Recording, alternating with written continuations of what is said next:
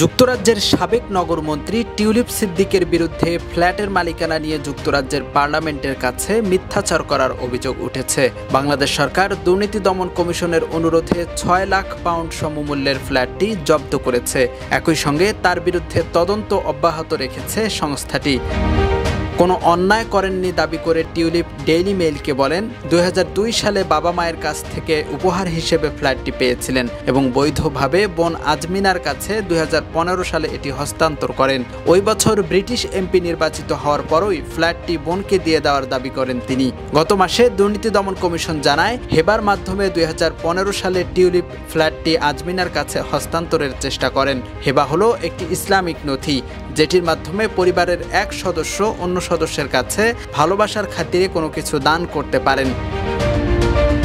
তবে sub registry office ছাড়া এমন কিছু করা আইনত বৈধ নয় বলে জানিয়েছেন বাংলাদেশের কয়েকজন বিশেষজ্ঞ। যুক্তরাজ্যের ওয়েস্টমিনিস্টার রেজিস্টারে এমপিদের সম্পর্কে যে তথ্য আছে সেটি অনুযায়ী ২০১৫ সালের জুন পর্যন্ত এই সম্পদটি পরিবারের সদস্যদের সঙ্গে টিউলিপের যৌথ মালিকানাধীন ছিল। এর পরের মাসে তিনি এটি হস্তান্তর করে দেন। তবে ডেইলি মেইল গত সপ্তাহে ঢাকা সাব রেজিস্ট্রি অফিসে অনুসন্ধান করে জানতে পেরেছে, টিউলিপ সিদ্দিক এখনও ফ্ল্যাটটির মালিক, যেমনটা দুদক দাবি করছে। এখন বাংলাদেশের আদালত সিদ্ধান্ত নেবে ফ্ল্যাটটির মালিক কে।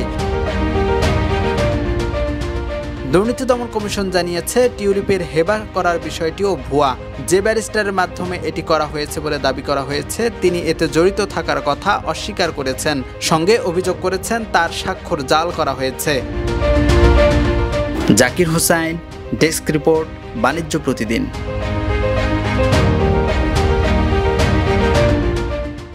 দেশের নাম্বার 1 ট্রেডিং অ্যাপ ইউএফটি ফাস্টের সাথে ট্রেডিং করলে থাকবে না আর কোনো দুশ্চিন্তা।